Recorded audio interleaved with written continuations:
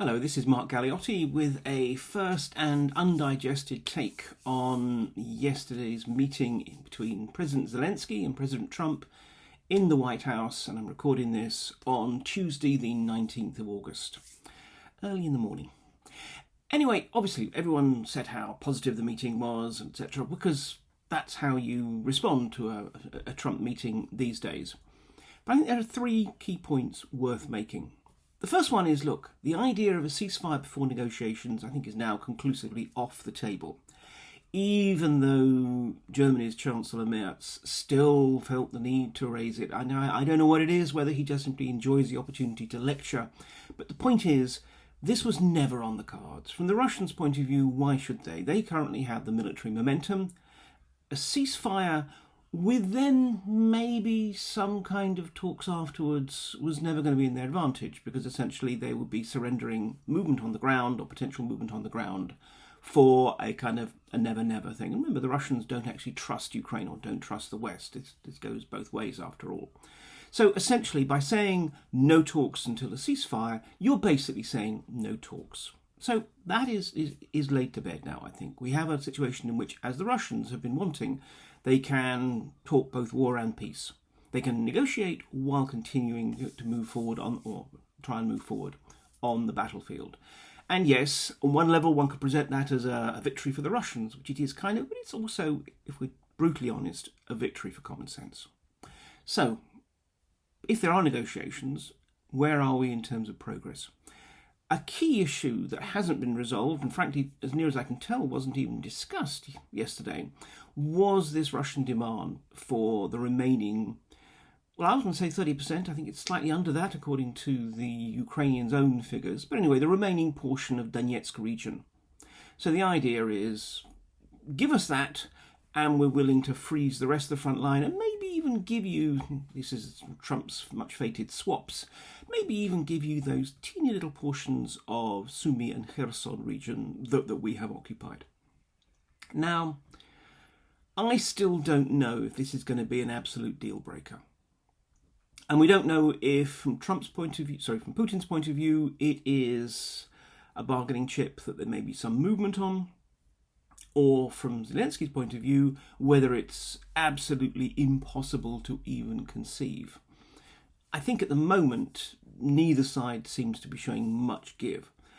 And if that is not resolved, then in a way, nothing else happens. So, we should recognise that one can perhaps be a little bit more optimistic that peace may be on the horizon, but still there are formidable obstacles. So this whole Donetsk issue, that needs to be resolved, and not discussing it, not even mentioning it yesterday was, I think, a failure on the part of the negotiators, because we need to have clarity. But let's assume that there is some possibility that precisely the Ukrainians may be willing to compromise in part or entirely on this Donetsk issue in the name of ending the war, or just simply because they end up being steamrolled by Trump, which can still happen. In that case, obviously the focus goes on to, and this is the third point, those security guarantees. And this is so important. Now, there's lots of talk, which is worth just slightly kind of unpicking a bit more. First of all, one of the reasons for putting emphasis on security guarantees is not just because Ukraine needs to have them, but also because it helps give President Zelensky a bit more manoeuvring room, not just internationally, but also at home.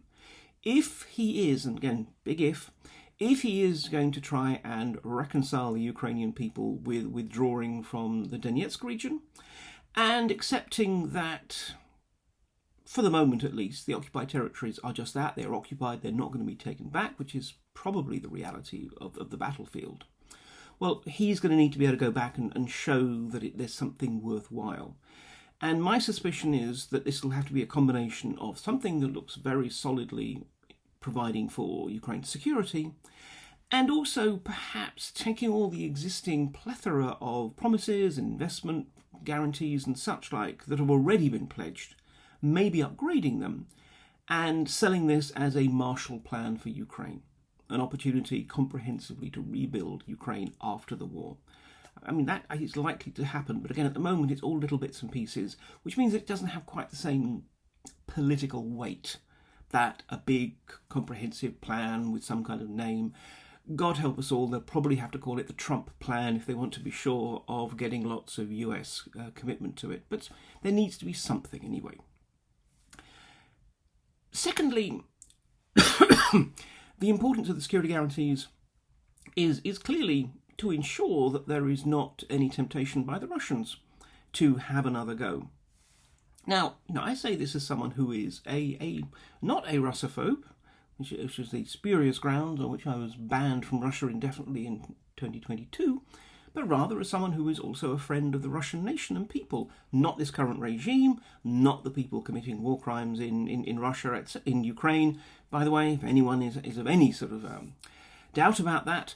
But I would like to see Russia also free itself from this imperial holdover and these arrogant assertions of its capacity to impose its will on its neighbours.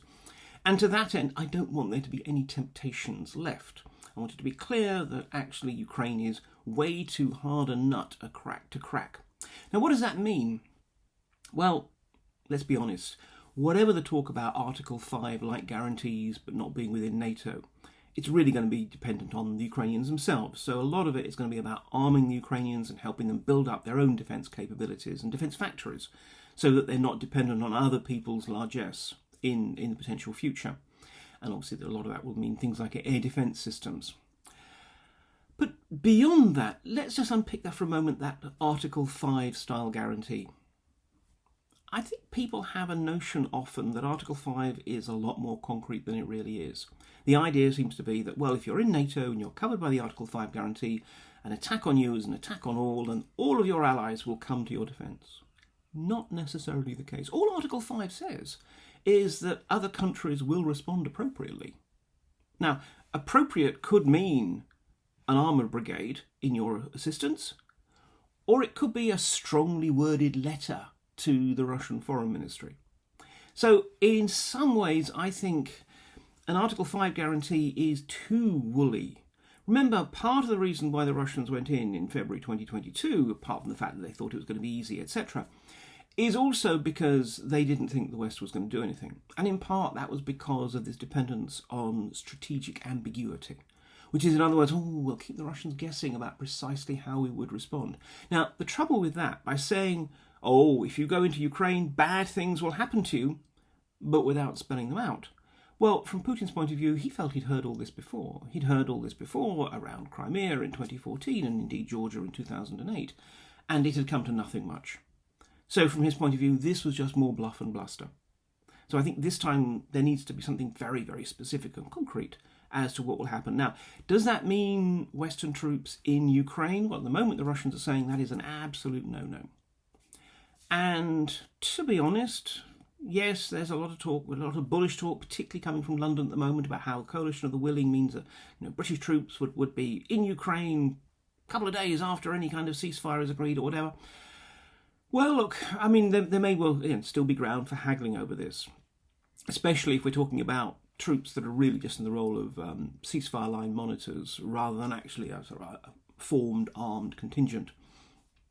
I think that we're more likely to be talking about something which is about air policing, securing Ukraine's airspace, and then in time of war, forward deployments maybe. But that depends on a willingness to essentially put European lives at risk, and we haven't seen that yet.